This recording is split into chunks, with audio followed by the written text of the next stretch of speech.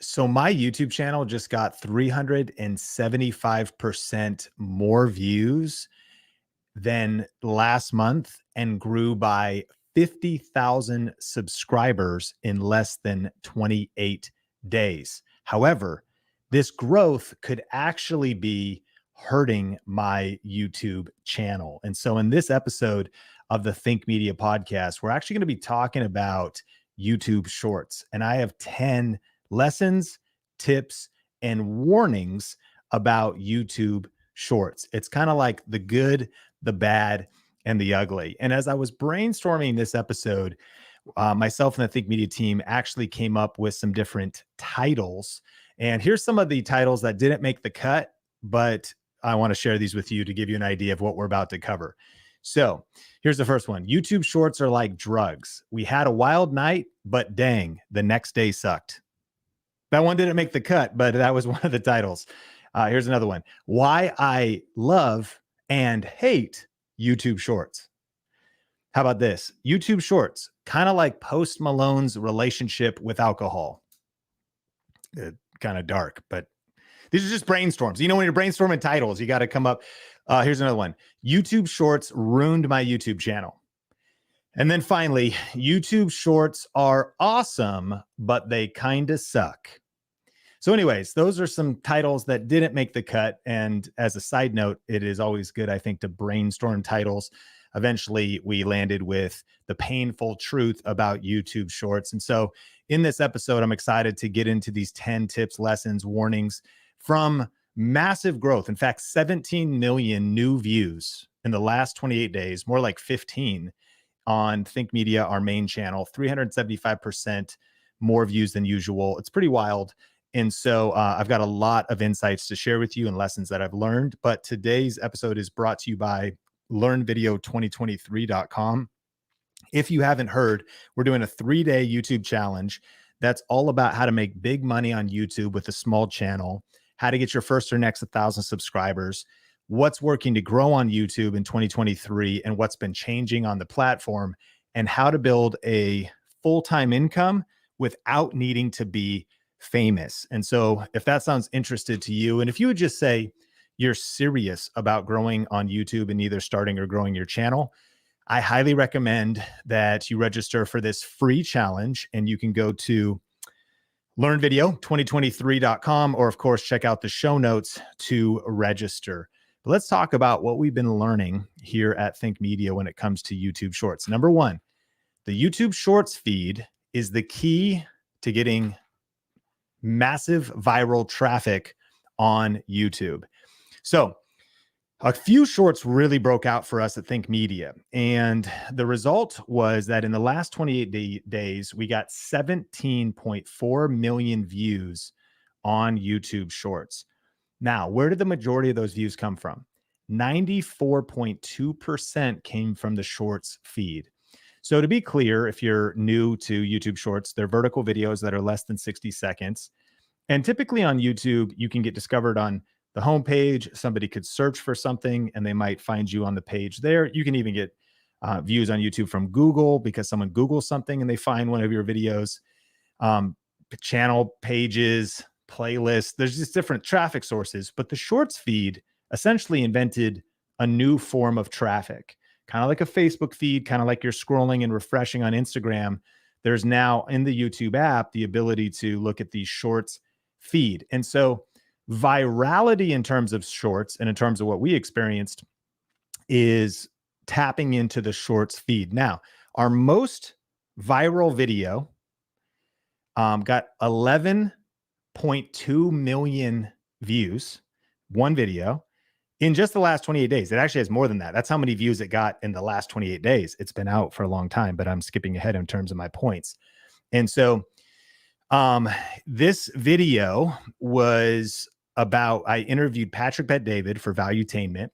And I sat down with him and asked him questions about all kinds of things. And one of the questions I asked him was about Mr. Beast, people claiming, him being offered $1 billion for his empire and him turning it down.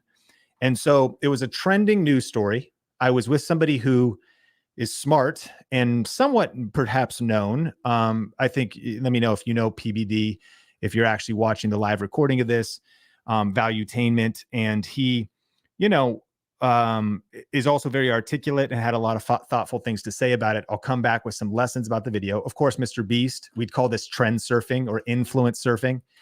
And then if it was edited well, it was a fascinating conversation. And there's some reasons why it kind of broke out. But this one video got 11.2 million views, which, by the way, is, I want to say, the most viral video that Think Media has ever seen now. So what's wild is that in my career of being on YouTube since 2007, when I first started a channel for my church, I've never gotten that many views. And this short is not stopping. And there's other ones. This is just the biggest one, which is fascinating, because if all we cared about was views, and this is why YouTube Shorts are kind of like drugs. We had a wild night, but dang, the next day sucked. You know, if all we cared about was views, then it would appear that these are the greatest days of YouTube. But I would argue that's not true. But hey, it's cool to get 11.2 million views. Now, another interesting fact is that this particular short, at scale, millions of people have watched it, and a lot are watching it every day. The average percentage viewed of this 48-second short is 91.4%. There's a secret for you that I've heard others confirm, that if you can get over 90% percentage viewed on a short, another way to put it is basically close to completion. The video is 48 seconds long, and the average person is watching it all the way until 44 seconds. By the way, at the time of recording this Think Media podcast, every 2 days, this short is getting 2.1 million views. It's going parabolic, if you know, compared to what we normally get. Now, here's number one. Creators are experiencing exponential and rapid growth through shorts. The shorts feed is also the key traffic for going viral. All right, number two, post shorts and wait. Post YouTube shorts, but then wait. So Sean, you posted this short. Did it go viral right away? It didn't. In fact, check this out. It blew up at day 150. 150 days after it was posted. Now, it did all right. It was irking along. It was limping along, more than limping. It was kind of jogging along compared to the views it's getting now. Not even, whatever, forget the analogy, but it was doing okay. But when it shot up, it was day 150. So one thing when it comes to this, kind of a good YouTube philosophy in general, is commit to the process, commit to posting, and then be patient, because videos can take off later and they may not take off, you know, instantly. And so post shorts and wait. Number three, shorts don't pay very well. Okay. So if your plan is to get monetized on YouTube, good plan. But if that's your plan on how you want to quit your job, go part-time, full-time, make a living, in my opinion, it's not actually a very good plan for the average creator. But what's amazing is in our community, right, we are seeing lots of people go full-time without needing to be famous, without needing to ever go viral. Now, what's cool is on their journey, they will go viral here and there. And we call it VFM, viral for me, because depending on your niche, it's not about millions of views. It's about thousands of the right views. But ultimately, when it comes to earning money on YouTube, YouTube Shorts do not pay very well. So this breakout short, 11.2 million views, earned me $536.74. Now, by the way, that's pretty cool. You know, $500, like a little walking around money, right? $536 is a good, that pays your bills, pays half your car payment based on the average American car payment. Plus you got insurance. That's not 11 million views for $500. Let me give you some numbers of what's happening over on our Think Media channel. Longs and lives, so traditional YouTube videos and live streams, we get around 4 million views every month. And that's been just like clockwork. It's ranged from 3.8 to 4.3. And that's like our baseline. However, that earns the channel a $7.36 cents RPM in the last 28 days. What is RPM? How much do we earn per 1,000 views? $7.36, which equates to nearly $30,000. Pretty good. So Think Media in the last month has earned $30,000 approximately from long form video. Shorts, on the other hand, and that's from 4 million views. Shorts got 17 million views total across all the shorts last 28 days. And we earned $900 total. The RPM, every 1,000 views we get on shorts, we earn 6 cents compared to $7.36.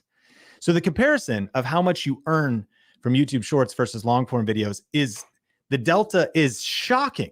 It's wild. That's why I was coming up with titles like YouTube Shorts, Why I Love and Hate YouTube Shorts, Why YouTube Shorts Are Kind of Awesome, but actually sort of suck. And I mean, it's cool to get the views, but like, what does that even mean? So number 3, YouTube Shorts don't pay very well. Number 4, YouTube Shorts can grow your subscribers quickly. The breakout short that we had, 17 million views, grew our channel 9,400 subscribers. In the last 28 days, YouTube Shorts grew our YouTube channel 50,000 subscribers.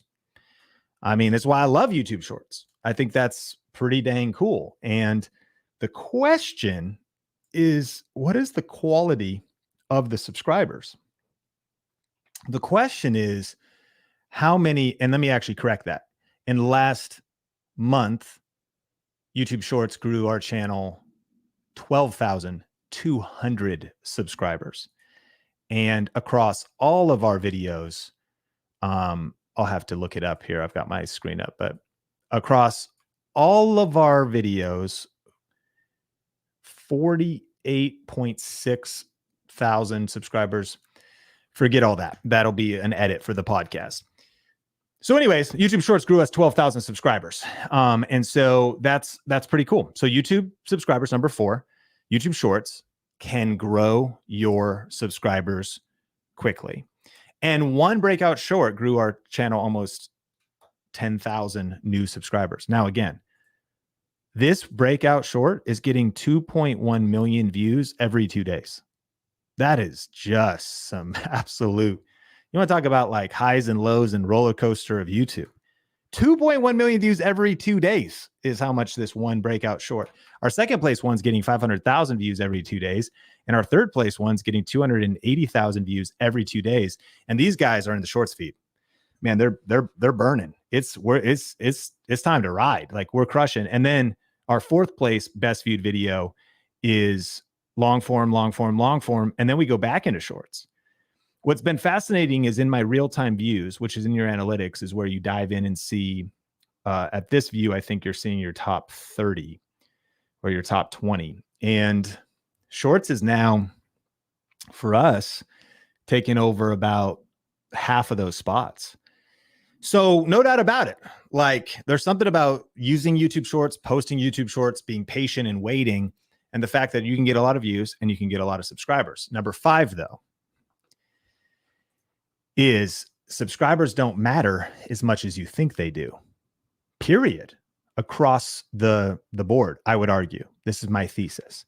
And if you're here live on the YouTube channel, I'm curious, have you been noticing, do you have a lot more subscribers than views? Are you posting YouTube Shorts? What are the results you've been getting lately? What's your opinion on the matter? But Business Insider recently did an article that said YouTube subscribers are quickly becoming an outdated relic. And that in a 2023 world, there's channels with millions of subscribers that are getting thousands of views, and there's channels with thousands of subscribers that are getting millions of views. So really, subscribers are kind of a vanity metric. And here's what some creators have been saying.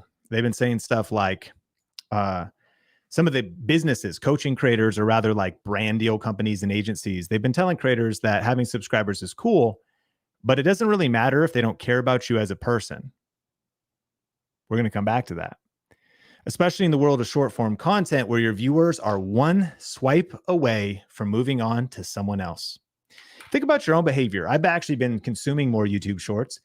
Last night, after I went to this leaders gathering. I then picked up some groceries from Safeway for my wife in Lake Stevens, Washington, came home. I heard you're not supposed to eat 3 hours before bed. And so what I did was I came home and ate like the equivalent of 4 dinners right before bed. So, not always making the best decisions. And as I sat at our kitchen table, and it was sushi that I got from Safeway. It's pretty good. And as I sat there eating supper at 10:36 p.m., I was, it was actually my 4th dinner too. Who cares? That has nothing to do with today's topic. It does, because I was sitting there watching shorts. So I was swiping on my phone. And what I realized was, while I loved a lot of the content the YouTube algorithm was serving me, I was impartial to who the content was coming from. Like, I wasn't looking at the channel. I wasn't subscribe. I didn't subscribe to anybody. I was just swiping and consuming, and even getting value, and perhaps paying those creators 6 cents per 1,000 views with my consumption. By the way, I'm a YouTube Premium user, so you do earn from YouTube Premium users when they view your content. And so all that to say is, having subscribers is cool, but it doesn't matter if they don't care about you as a person, especially in a world of short form content where viewers are one swipe away from moving on to someone else. And where a lot of the content I was watching, and this is interesting because our breakout short is ultimately me interviewing Patrick Bet-David talking about Mr. Beast. So the real question is, whose brand are you building? And are you really building a connection, or are you just getting a view? And a lot of the content I was watching, y'all ever see David Goggins content? You see this guy, he would be running. He'll be like, I got an email from a 22-year-old. He said, how do you stay motivated? I told him, I said, you got to just wake up, punch fear in the face, and press record. David Goggins, you ever heard of him? If you didn't, that was kind of a weird little caveat. And so I'm seeing like David Goggins content everywhere. He's like this insane, he like broke the pull-ups record, but they're from channels that are not actually him. And so if you see different creators or different clips or different OPC, and it very well could be, OPC stands for other people's content, it very well could be used under fair use, and it is a potential approach to YouTube, but whose brand are you building, and have you made a connection? And so a lot of creators and influencer marketing executives agree that a rapidly growing subscriber count does not necessarily translate into success and longevity that YouTube fame otherwise brought creators. That's why one of my potential titles for this podcast was Why YouTube Shorts Ruined My Channel. Because we're getting all these subscribers, but I'm like, what does it mean, really? What are we really accomplishing here? And I have more questions than answers for you, because we're in the wild, wild west of this. We're out here on the Oregon Trail, pioneering new land, trying to figure this thing out. There's a lot of conflict out here. It's dramatic, like 1883. Come on, Yellowstone prequel. Help me if you're here live in the comments. Come on, Harrison Ford in 1923. Am I getting the years right? Let's stay focused. Number 6, making mistakes in your video can trigger engagement. Making mistakes, and lead in for this one, because this is a very tactical thing that's interesting. Officially, just to circle back, 1883 is the show name, and my wife and I thoroughly enjoyed it. I cried. And I am kind of into the second one. So number 6, making mistakes in your video can trigger engagement. Here's what's fascinating. And if you haven't seen this video, you might find it entertaining. So one of the case studies we're talking about is shorts are 50% of our real-time views right now, about our top viewed videos. They're generating 17 million views in just a couple of weeks on our channel. Not only are they breaking out, but they're causing other shorts to break out on the channel, which they are building our brand, because there's Omar has got a short that's crushing, and I've got one where I'm being interviewed is crushing, and then there's another one where I'm talking direct to camera that's crushing. So they are kind of like creating a loop that are promoting each other, which is really great. However, the biggest one is me interviewing Patrick Bet David, talking about Mr. Beast being offered $1 billion. Here's what's funny. The comments are the most entertaining thing I've ever seen. So what PBD does is he goes, hey, let's do some simple math. And he pulls out and he starts just doing math on his phone, which was pretty easy for me to follow. I don't know if it was right or not, because I wouldn't be you don't want me reviewing your math. You know what I mean? Like, hey, Dad, can you proof like my math to see if I got the equations right? Like, that's not going to be, don't put me in that role. But the comments are like simple math. And apparently, maybe like the math was nonsensical. It didn't really make sense. It was the wrong way to approach. It wasn't even an accurate assessment of how you would calculate Mr. Beast's channel value or his views value. But here's why this is a good thing, is watch what happened. Patrick Bet David he says, let's do some simple math, which is almost like the beginning of a story, or it's an open loop. So he's like, okay, let's think about how many views this channel's got and what are those views worth. And he goes on and on. And he goes, yeah, so basically that'd be like $1 billion. So I think absolutely like him being offered $1 billion. And so what ended up happening were people like, that was so dumb. Like, that was the wrong way to calculate it, or that was such a bad way of calculating it. But here is the strategy and the tip. Not even that it was a strategy, but it can be. And I got an example. Making mistakes in your video can trigger engagement. If people go nuts, they're like, horrible math. They're like, yeah, right. But once the opening up of the loop of the equation of needing to hear, okay, where's he going with this? How is he coming to this conclusion? And it carries you until the end of the video. So average view duration is maxed out because of the mistake. Let me go a little bit deeper. I was at Social Media Marketing World, and we're going to be releasing this episode on the Think Media podcast. So definitely make sure you're subscribed, and you may watch this on YouTube or listen on Spotify or Google. So wherever you're subscribed, be looking for this episode. So Austin Armstrong has been blowing up with vertical video across platforms. And he actually has a very interesting tactic that he's learned in terms of he actually purposely makes mistakes in his videos. And here's what I mean. So he does a lot of videos like rating top websites for business owners, or like cool websites, like 5 websites that'll help you do this. But one of the things he'll do is he'll purposefully mispronounce words. For example, he'll say like, as the philosopher Socrates says, and it should be Socrates, but he'll say Socrates. And boom, the comments go viral. Like, people go, oh, this guy's so dumb. He said Socrates. How dare you dishonor the greatest philosopher? Now, the way he figured this out was by actually accidentally making mistakes, as humans do, and then realizing it triggered something. Because again, it was like just me talking to PBD. He's just like quickly doing a very approximate estimation of how a business could come to the conclusion that they should offer Mr. Beast $1 billion. And so it wasn't that big of a deal. It's like, relax. But the internet is undefeated. And so when you make a mistake, just something to consider, it triggers engagement. And so he started to realize, like, okay, if I actually purposely make mistakes or purposefully include things that are weird or awkward. And so it's actually become a part of his community and his tribe even. For example, one of the things he does is he shares his screen, and this is just Austin stuff. I'm not saying whether you should or shouldn't do this, just sharing insider information. He opens up software on his computer and he's screen sharing. And what he actually will do is he'll create folders next to the software he's about to open. And it'll say something like, downloads Hunter Biden's laptop. It'll like say, like next to it, it'll say something super, like kind of like a sketchy folder, like the Mar-a-Lago Trump files or something like that. So what'll happen is as he's just going in to teach you how to use the software, and he goes to his desktop and he double clicks the software and it opens up, he doesn't say anything about it, is somebody will spot it. They'll start a debate and a conversation. Did you see what was on his desktop? Oh my gosh.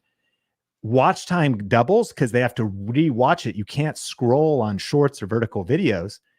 And what will actually happen is new people that discovers his content will go to the comments and they'll be like, oh, this is so, what the heck, dude? Who is this guy? Like, why does he have downloads from Hunter Biden's laptop on his computer? Like all this different stuff. And then his core audience will be like, obviously, you're new here because it's kind of like a joke or an ongoing theme if you know him. Kind of like in The Simpsons, there's like always something different written on the chalkboard by Bart Simpson. Like he's always writing something different in the folder next to anyways, the lesson is making mistakes in your video can trigger engagement. Now, maybe you don't want to like force a mistake. It feels weird. And I would agree with that. You're not like, it's kind of a weird thing to do. Here's why this is super empowering. I think that a lot of people would be afraid of the pushback, or they want to be perfect, or they want to get all the information right. I want to encourage you to just post videos. This wasn't a strategy. It was me and PBD talking, him just doing some basic math, and the math not being like perfectly set up as lawyers would do contracts of a, negotiation for what a company is worth in the greater economy. It was just like some homey math, just sitting down. But people will get upset about mistakes. Oh, you didn't say Socrates, right? You said Socrates. So for what it's worth, I mean, we learned this, making mistakes in your video can trigger engagement. And so I've got 10 total tips for you. We're on number 6. But if you're liking this kind of tactical stuff, this is the fun stuff we've been learning. And this is why I'm so excited for the 3-day challenge that's coming up. So again, if you haven't registered yet, today's podcast is brought to you by learnvideo2023.com. And we only do probably max 4 of these a year. And the next one's coming up for 3 days, 5 sessions with some special guests. We are going to be talking all about YouTube and how to get your first or next 1,000 subscribers on YouTube, but also a lot of the tactics that are working right now for growth. So what's working to grow on YouTube in 2023 and what's been changing on the platform.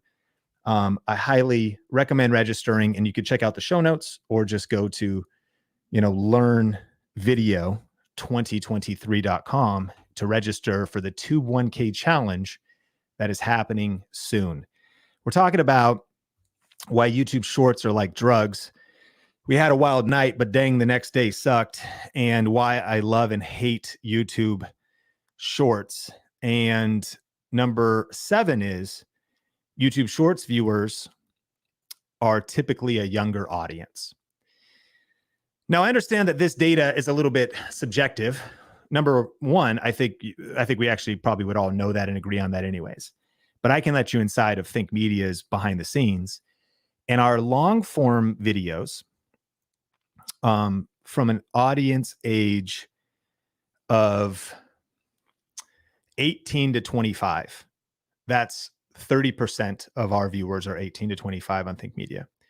If I click just shorts, which is cool, YouTube Studio now allows you to segment all videos versus shorts versus videos versus lives, all of them combined. So you see a 12%, if we're being exact, more of a younger audience is watching shorts than our main videos. So that's just some data internally to kind of prove that fact. And here's why that's important is even when it comes to CPMs, people go, man, how does CPMs and RPMs, which is the technical terms for how YouTube determines how much to pay you, how do I earn more money on YouTube? What are some of the factors that influence that? Well, some of the things that influence that is quote unquote the quality of the audience. The way the world works and economics work has a lot to do with like buying power. You can't sell a BMW or a Mercedes to somebody who can't afford it. Actually, you probably can. They just get a loan and okay. But you can't sell something. Somebody that can't afford a $10 million home is not the clientele for a $10 million home. So those are some extreme examples of saying this. Typically, older audiences command higher YouTube revenue. Typically, more affluent audiences, let's just call it professionals, business owners, entrepreneurs, people, decision makers in companies that buy software, the tech industry. This is why YouTube channels based on personal finance, technology, medicine, and channels that reach elder millennials, Gen X, baby boomers typically can earn more. Different nations and countries have different buying power and spending power. So that's why why would advertisers, again, advertise a $10 million house to people who can't actually purchase the house? They wouldn't, or they would be foolish in doing so. So knowing that that's how this works, that goes back to why I love and hate YouTube Shorts. Is quality seems kind of like could be a harsh world because all people are valuable. And, but quality in terms of, again, is it just a shallow viewer? Is it, for Think Media Podcast, speaking directly to you, we're trying to help you build a real business. We're trying to help you think like a contentpreneur. Like Jay-Z says, I'm not a businessman, I am a businessman. And so you getting millions of views from people who would never do business with you based on the money plan you create for your YouTube channel, what good is it? And if reaching a younger audience, it's like makes you feel good because of vanity metrics, but doesn't actually help you reach your business goals, again, then what's the point? Good questions to ask. Saying that, 45 to 64, age 45 to 64 on Think Media, I combined them, is still 7% of the 17 million views we got in the last couple of weeks. So to also say, well, only young people watch shorts would be untrue. Now it's a much smaller percentage, and it was actually only 1% of 65 and up, and 1% of like 55 to 65, and then 5% of 45 to 55. But if we combine that as 7, appreciate you. You never knew I was going to do this much math on the podcast. 119,000 45-year-olds to 65-year-olds watched Think Media shorts in the last 28 days.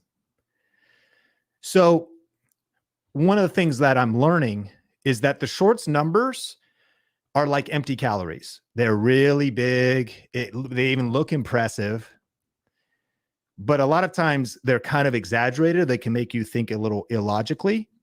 However, I'm not going to the extreme to say they're completely empty calories, because again, and it's not like it's just, a 13-year-old gamer kid who's, it's ultimately just got to be thoughtful. It's a smaller percentage that might be your ideal subscriber, your ideal customer, your ideal client, your ideal, but 119,000 people. And inside of your YouTube studio, you can actually look inside and see how many returning viewers and how many new viewers. One of the things that's been happening at Think Media is we just reached a whole lot of new people. And bottom line, you're listening to this, I bet you want to reach new people. So if you said, Sean, sum it up, are you saying do shorts or not? I would say you should be doing YouTube shorts. I just think you should be doing them with a clear understanding of the pros, the cons, the bigger picture, and make sure to listen until the end, because I've got some really important final thoughts that'll tie this whole thing together. And if you are here live as I'm doing a podcast recording on the YouTube channel, smash the like button if you're getting value today.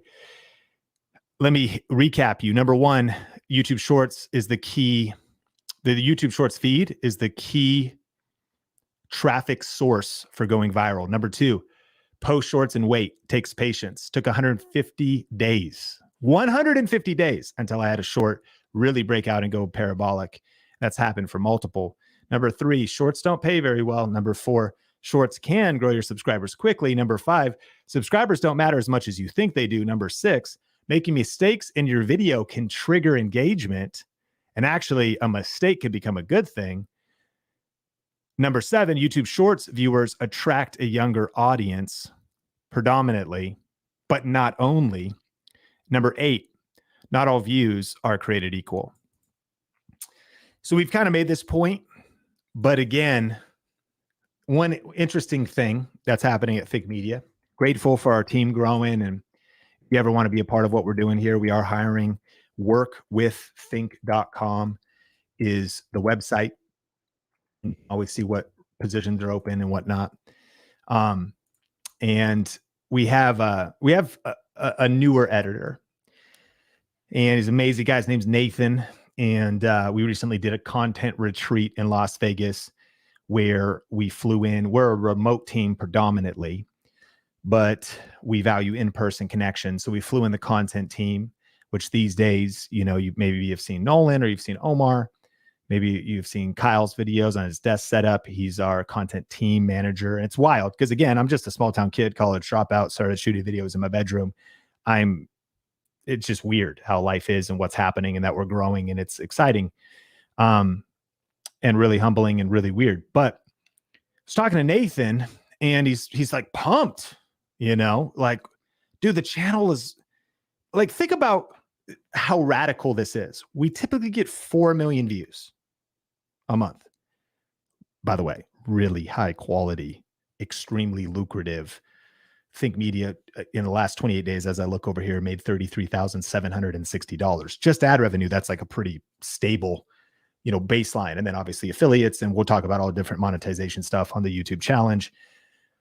But we're literally at 21.7 million views. Now, this is just total. That's 4x in 1 month.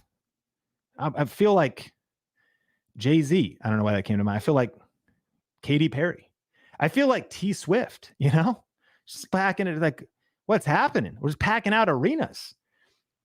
We're talking about it. And I'm like, yeah, what's the big deal?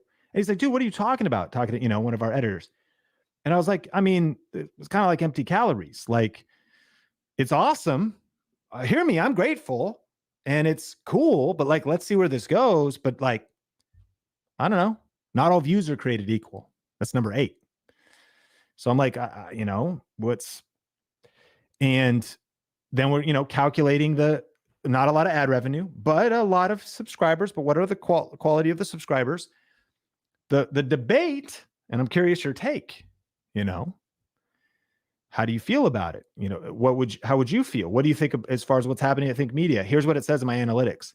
16.7 million more than usual. What my warning would be is that for many, this could lead you to maybe make some poor decisions. Some of those decisions could be abandoning long form because it appears that short form is what's getting the results. I don't think that's true. I think it's cool, but I'm still at that baseline of that 4 million. Like it's this little sliver compared to this giant mountain of views.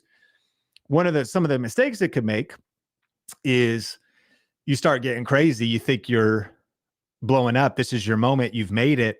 I try to always avoid that mindset for my entire career. I've had a 7 million viewed video long years ago. And I remember it happened. I was like, yeah, it's cool.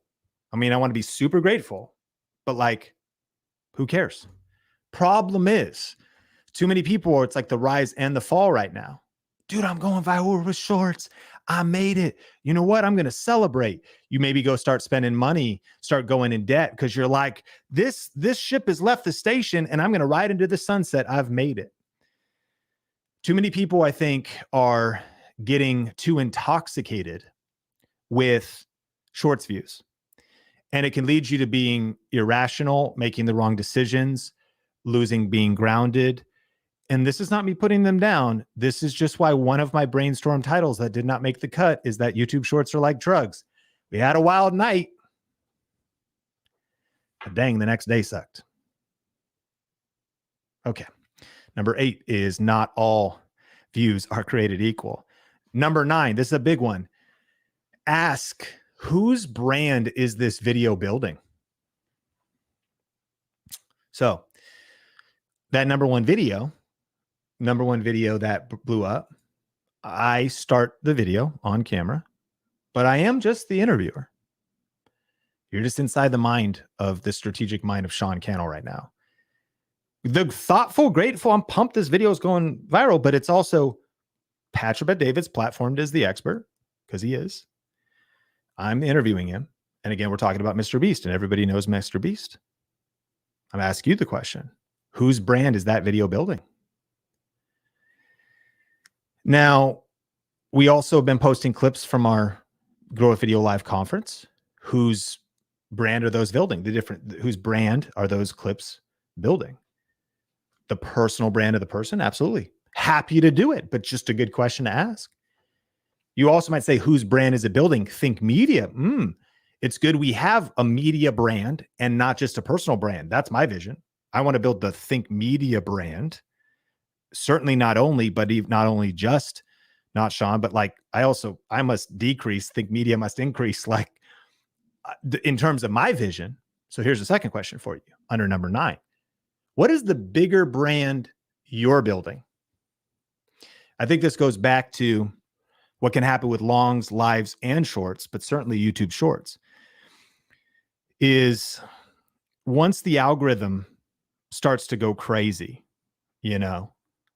once the algorithm starts to suck one of your videos into the algorithm and you start getting lots of views, all of a sudden it can start leading you instead of you leading it. It starts to influence your decisions instead of you staying in a place where you're making decisions based on principles, values, long-term vision, clarity of what your channel is about, clarity of your business plan, as opposed to just chasing after more views, trying to maintain. Like, that would be a really big thing I'd want to tell the Think Media team. I am not too passionate about maintaining this, because if I was like, okay, so we just hit 20 million views a month, 22 million, we got to keep up the 22 million or else we're not valuable and we're doing it wrong. If it goes back down to 4, I'm fine. That's our baseline because of search-based content, evergreen content. So just the question is, what's the bigger brand you're building and whose brand is this video building? That's a good question to faceless channels and YouTube automation creators, or people that are doing other people's content, or people that are doing AI content. Because I realize there's a lot of opportunity with AI content, but whose brand is it building? And the thing I would be asking is, if you're going to actually build longevity on YouTube and not just experience 15 minutes of fame, it's a good idea for you to be really thoughtful about what's the bigger vision, what's the bigger brand. Is it about going viral, or is it about making an impact and having a clear mission and a clear purpose and a clear definition of what winning looks like, of what success really looks like? So if I'm talking to Nathan, it's like, is what we're experiencing on Think Media right now the definition of success? My answer would be yes and no. It's not my ultimate definition of success. It's the definition of views success. If the only way you were defining success was by getting as many views as possible, then we're being incredibly successful right now. But how you define success as a YouTubepreneur, a contentpreneur, an entrepreneur is really important, right? And if this put us on a conveyor belt of just chasing views and chasing virality, that practically, again, may not be building real substantive viewership, but also even is like, what's actually fascinating is there's a lot of more factors beyond just probably YouTube Shorts, but our estimated revenue for the channel overall, how it tells you it's either more than usual or less than usual for views, subscribers, in your studio. Our estimated revenue is about the same as usual. So if your definition of success is being able to support your family, pay the bills, pay the rent, and have your online business, your YouTube channel pay the bills, then nothing's even changed on our channel, which is fine. But all I'm asking you, number 9, whose brand is this video building? Whose brand is this short building? What's the bigger brand you're building? What is the vision that you have for your YouTube channel overall? And how do you define success? And is your definition of success leading you to healthy habits, healthy behaviors, and healthy decisions? Or perhaps is your definition of success leading you astray from the vision you started with or your core principles that matter most to you? Personal question that I would ask for yourself. Now, by the way, in just a second, I have one massive principle that changed my life that helps bring clarity to this entire thing right after we hit number 10. But if you are here live, I appreciate you being here.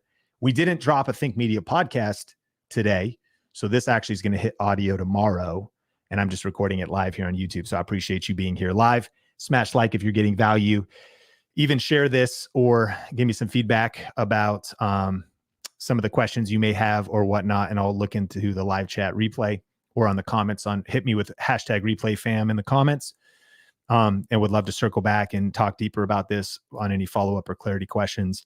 But let's hit number 10 before we go into the final thoughts that I think are the most important part of this entire video. Number 10,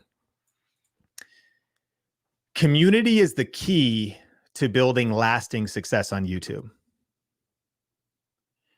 This is not just my opinion. Here's what some industry executives said. The real problem with the shift to short form video is that these new subscribers don't always represent a community. That could be the reason why some short form creators struggle to build loyal fan bases. At last year's annual Creator Economy Conference, VidCon, some famous short form creators with millions of followers walked around unnoticed or hosted meet and greets where they said no fans came to see them. Now, listen, I understand that for most of us, we're probably never going to do like a meet and greet at VidCon and be even at that level. What's cool is people that are in like our Video Ranking Academy, like you never even have to get to that level to go full time, earn a living doing this. You don't have to be famous. But let's extract the principle. People who had millions of followers, TikTok, YouTube Shorts,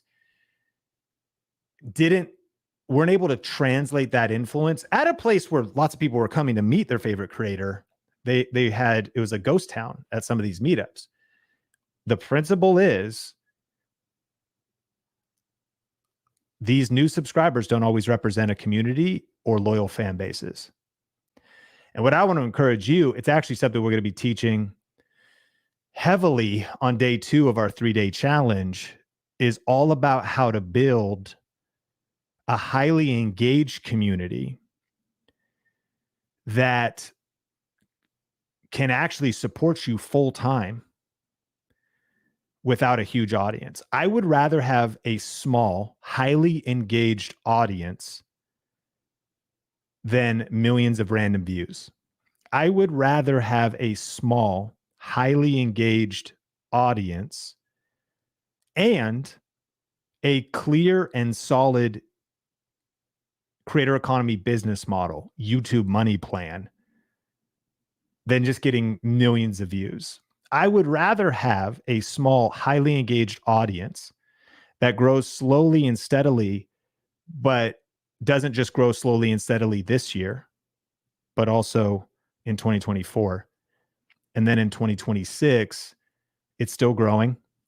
And maybe I never go viral, but in 2028, I'm still here. And by that time, it's like, not only is it full time, you've got a couple of part-time people helping you.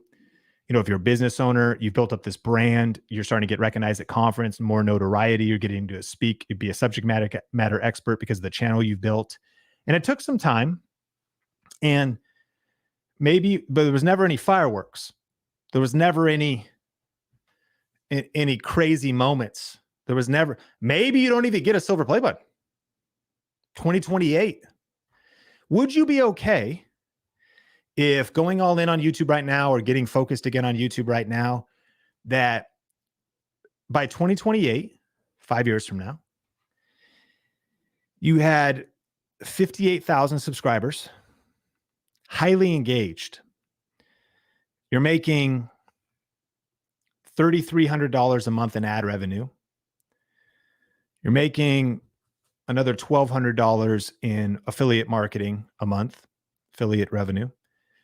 Brand sponsorships is about a $25,000 a year revenue stream across 12 months. You have created something to sell. So you're earning another, that's probably your most lucrative thing. So you're earning about 58,000 from the thing that you've created to sell. You're getting emails and comments from the people you're making a difference in their lives and impacting them.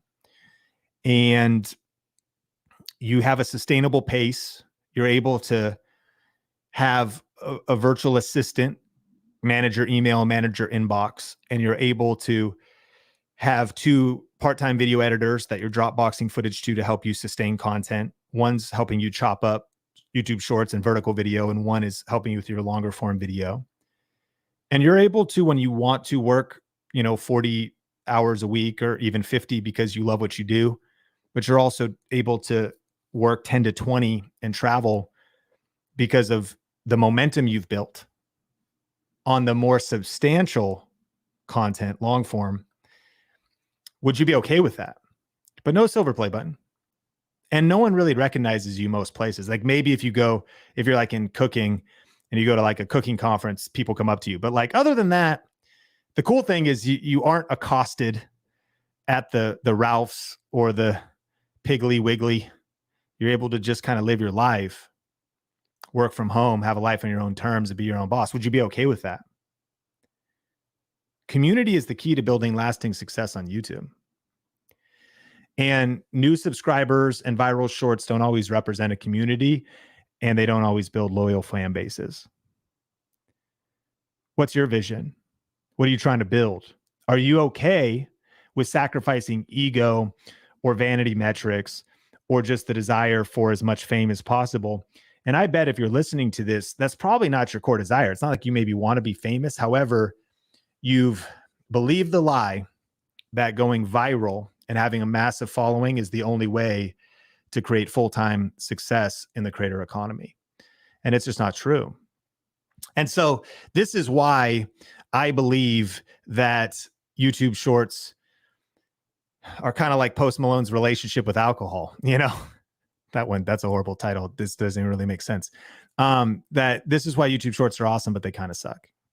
This is why I love and hate YouTube shorts. But here's one of my favorite things that I want to land the plane with, and that I think ties this whole thing together. And it's this. Rich Vanity wrote a book called Attributes. And it's all about, do you have what it takes to succeed in any situation? And so according to this retired commander who ran training for the Navy SEALs, true optimal performance goes beyond just skill, and it's all about attributes. This is interesting because how how much we emphasize you need to skill up. You need to learn new skills. You need to develop new skills. But even more important than skills, the author of this book, highly researched, the book is very highly acclaimed, says you need to have attributes. They are learnable, they are developable, and they're the things that actually are like the fuel to the fire of skills. They're like the jet fuel. You get the fire started with skills, but attributes are really what make the difference. And one of the attributes that Rich writes about in the book is resilience. Resilience. What does this have to do with YouTube? Everything. And I would have thought, if you said, hey, Sean, what's the definition of resilience? I would have thought it means like you don't quit. I would have thought, resilience means like, if that person gets a setback, they keep going. Which is kind of what it means, but let me give you the actual definition. Here's what resilience means. Resilience is the capacity to withstand or to recover quickly from difficulties. It's the ability of a substance or an object to spring back into shape. It's like elasticity. So if you think about like a rubber band gets bent out of shape if you stretch it, maybe you have an uncle or a spouse or a boyfriend who often gets bent out of shape. They need grace. Just continue to love them, right? And maybe you yourself can find that when the kids are grating on your emotions or the bad news or a stressful day, you get bent out of shape. Resilience is how quickly do you spring back to the original form. Elasticity. So what I love about this is what he taught about, and this is completely relevant to YouTube and so relevant to YouTube Shorts and just the roller coaster ride of your YouTube analytics in general, is resilience is if you have the best day of your life, the best month on your YouTube channel, the highest high on your YouTube channel. Oh my gosh, like we're experiencing right now at this exact moment on Think Media, 21.7 million views, 16.7 million views more than usual. The highest high. Resilience doesn't just apply to the lowest of lows. It also applies to the highs. And if you had the highest high, how long does it take you to just spring back into shape? Highest high, no big deal. I'm back to baseline, back on the grind, making new videos, 3-day challenge later this week, recording a podcast right now. Sean, how do you feel about it? I'm celebrating it. I'm honoring it. I'm grateful. I'm humble. Did it change anything? Not at all. Resilience, back to baseline, just doing the steady work, slow and steady wins.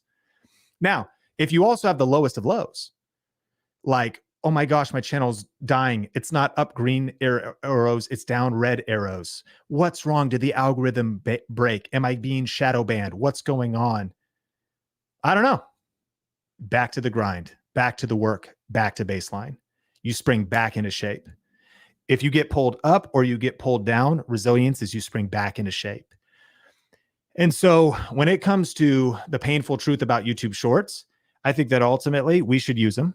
I think we should do long form. I think we should do lives. I think we should do YouTube Shorts. But I think we should have a sound mind, sober thinking, and we should be resilient. So literally, it's 4 million views a month is incredible, right? Like that's like the baseline, and that's like high quality search-based evergreen. Took Think Media a long time to build that. And it is literally like Snowpiercer. Keep Snowpiercer on the tracks. It keeps us alive no matter what's happening in the world. Niche reference. And we're able to live and sustain and hire people and do things because of long form, search-based educational content that has a pretty high RPM, pretty high CPM. And that's a good even baseline for us. That's what we've built. Right now, there's this crazy virality. But Sean, how is it like changing your decisions or changing what you're doing? It's not. Baseline. Sean, do you guys ever experience setbacks at Think Media? Yeah, like anybody. And even more so just in life in general. You know, you're trying to build a YouTube channel, but like you got conflict with your spouse. You guys fought right before you went live. You know, like this is so hard. Kids just threw up somewhere, came in, dumped your brand new hot coffee all over your crotch. Now like your crotch is on burning from scalding hot coffee. You just ruined your pants. You got to go live. You're super stressed. Your camera battery's dead. You thought you were going to charge it the night before. You're like, this was the shoot day. Everything is going wrong. Got a phone call, got some bad news, heard that banks are collapsing. It's kind of hard to keep your mindset positive in a negative world. Resilience. I don't get bent out. If you get bent out of shape, like we all do, how quickly do you come back to baseline? How quickly can you come back and recover from difficulties? And what's interesting is resilience is actually the capacity to withstand, to not even be affected. I think one of the biggest ones is the highs. Oh my gosh, everyone's saying such nice things. Your ego starts getting puffed up, starts going to your head, start getting a little bit prideful. Oh, like, man, you start reading your own mail. I'm crushing it, man. Woo! Like I made it. Starts going to your head.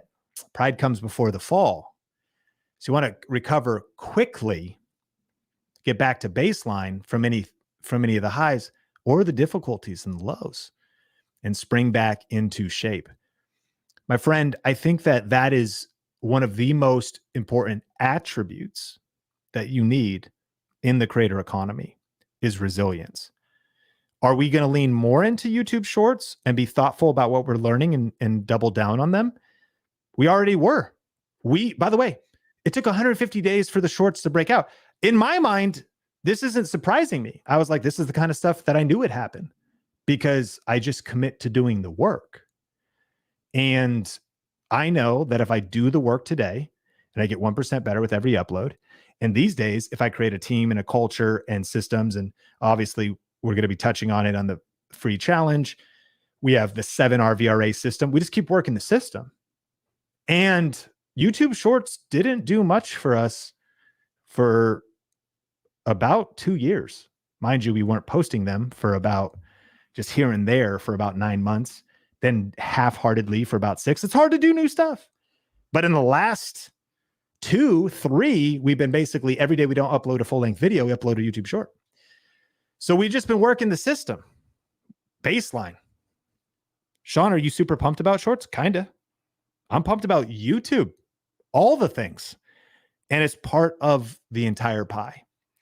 So that's the good, the bad, and the ugly of YouTube Shorts. I'm excited about the future. And I think it's also the Wild West. Sean, what is the practical thing I should be doing? I think you should be experimenting. I think you should be testing. I think you should be always doing experiments. I think you should lean into YouTube Shorts. I definitely don't think they're the only thing you should do. I don't think they're what create legacy, community, and real fan bases. But I think they're a great asset and a way to get exposed to a new audience. But I'm curious what you think. And again, if you're here live with me, let me know what your aha moment or takeaway was from today's episode. Drop a like on the episode. And I actually could probably take 3 questions because we're going to edit this down and I want the audio to be less than an hour, but we're right at an hour. So I appreciate you jamming with me. Think Media Podcast live. If you're also on the Facebook page, thanks for jamming with me. And if you check the replay here, there are 10 tips, lessons, and warnings I have about YouTube Shorts that I would love you to check out. And check out the challenge, learnvideo2023.com. That is starting this week. We have like a rally tomorrow morning, but the first session is Thursday morning. And we have a session Thursday morning, then Friday morning, that's Pacific Standard Time, Los Angeles time, Friday night, Saturday morning, Saturday night. So it's a 3-day challenge. If you go to learnvideo2023.com, then you can learn all of the details about it. It's going to be awesome. And I'm super excited. Not only do I have 3 sessions that I've been dialing in, we're bringing on 4 special guests, 2 at a time, that are going to be sharing their tactical behind the scenes strategies of what they wish they knew back when they started their YouTube channels. These are some very successful creators in diverse niches with diverse life circumstances. So day 1's all about the 10 things I wish I knew when I was starting a YouTube channel with 2 special guests that you're going to learn so much from. And then the final session on Saturday afternoon is all about how do you get it all done? Productivity, like with kids, with school, with work. Man, there's so many things to learn. There's so many things to do. And these tips blew my mind. So these are like structured sessions. I was just going through all of the notes. Daisy on our team was grabbing the notes from the strategies and the practices and the habits and the lessons and the mistakes these creators have made part-time, full-time, eventually hiring a team. But before any of that, how'd you do it when money was low? How did you figure it all? Because I'm sure you could relate. How do you get it all done? How do you handle the time thing? How do you, create a great YouTube channel when you're juggling responsibilities of family and all these other things? So it's going to be amazing. Mona, yes, you do need a Facebook account. It does happen in a private Facebook group. That's just easiest for us to manage as far as exclusive content and whatnot. And so it would be worth doing. Teacher Kelly Tag asks, what if I took a break for several months? I think it's totally fine. I think it's much more about the long term, like what do you do over a 5-year period as opposed to even over a 5-month period.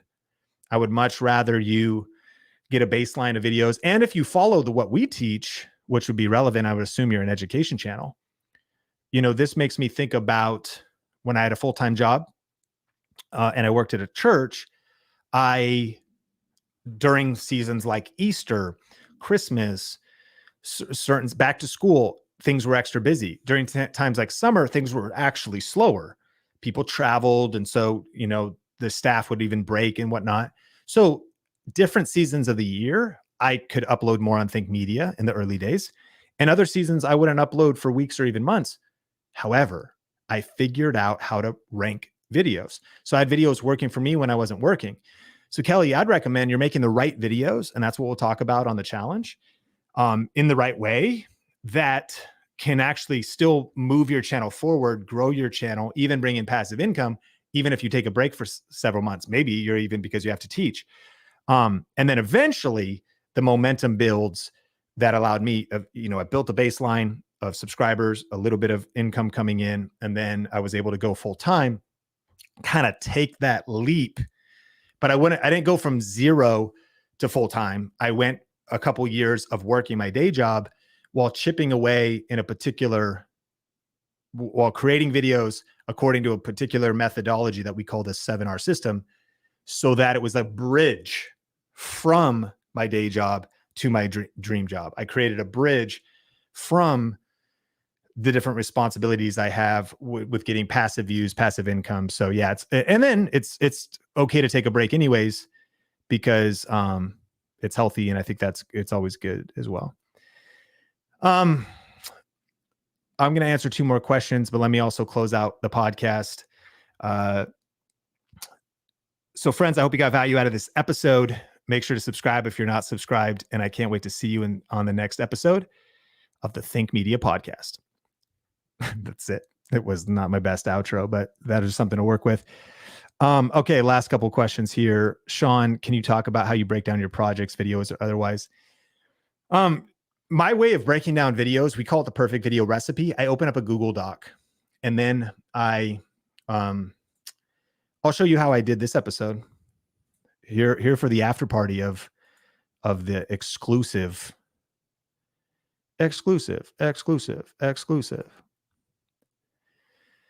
So, here's my hook of this episode. Here's the alternative titles that I played with you. These all came out of Slack. By the way, we use Slack to communicate now as a team. I've used things like Trello. Here's the call to action talking about our 1K challenge. Here's my 10 tips, lessons, and warnings about YouTube Shorts. And then here's actually the 10 tips that I worked through. Here's the Rich Vanity stuff and the resilience, and that's it. So I build out a Google Doc. And yesterday we picked a title. And when I say we, I brainstormed a bunch of different titles. I'll have people vote on them in Slack, which if you're a solo creator, which I'm sure 99% of us are, even if you're a business owner, you're trying to figure this out. Here's my tip. I would write at least 5 to 10 titles. These days with like Chat GPT, you could easily get 10 titles, of whatever your video is about. However, I don't think they'll all be good. And then in the process of brainstorming 5 to 10 titles, usually the best one emerges. That's also the most accurate. As I was also joking around, like YouTube Shorts, kind of like Post Malone's relationship with alcohol. Even that is like it's like a creative exercise. Like anything goes in the creative process. It's probably dumb, but you could be onto something. And then you're also thinking about title and thumbnail. So because this was a live stream, title, thumbnail, topic was locked last night. That'd be my recommendation. I actually got ahead of all that stuff. I knew the gist of what I was going to be talking about, but I actually finished these notes this morning. And then that was my outline. And so hope that's helpful. That's how I did a live stream. It's similar, our process when we create videos. And the Think Media team, of course, everyone kind of develops their own style, but everyone at Think Media uses what's called the perfect video recipe. I don't have time to go into that, but there's definitely subscribe to the podcast and check out some of the past episodes. We have taught on what's called the perfect video recipe. Last couple ones. I'm missing the business strategy part of building my channel. What resources do you recommend that I need to check out for that missing piece? It would be build an email list, or just how you're going to talk to people off YouTube. Could be a text message list, could be a Discord group.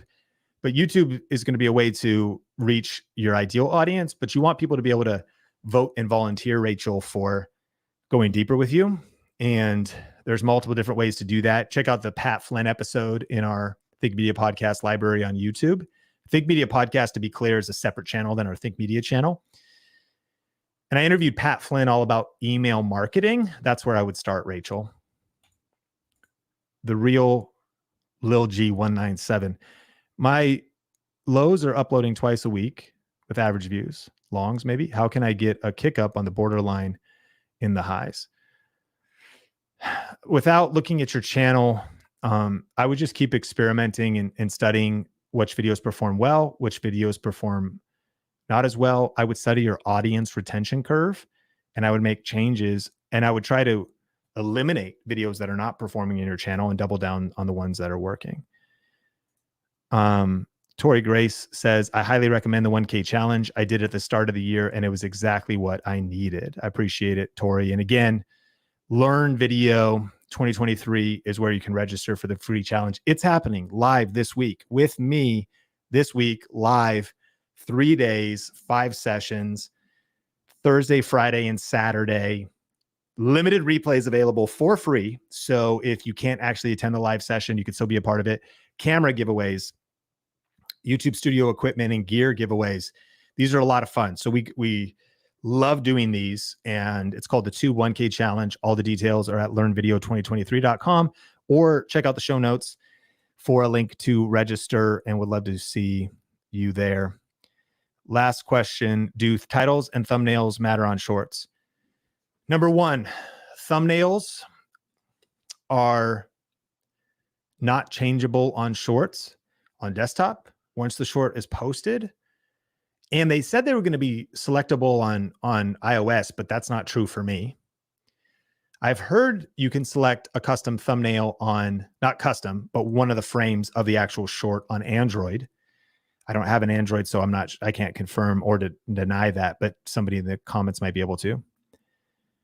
And so what I would say, I think they actually do matter, but at this point, you're at the mercy of YouTube's selection of your thumbnail. Clearly, I would argue they don't matter because people are succeeding with shorts without being able to select their thumbnail.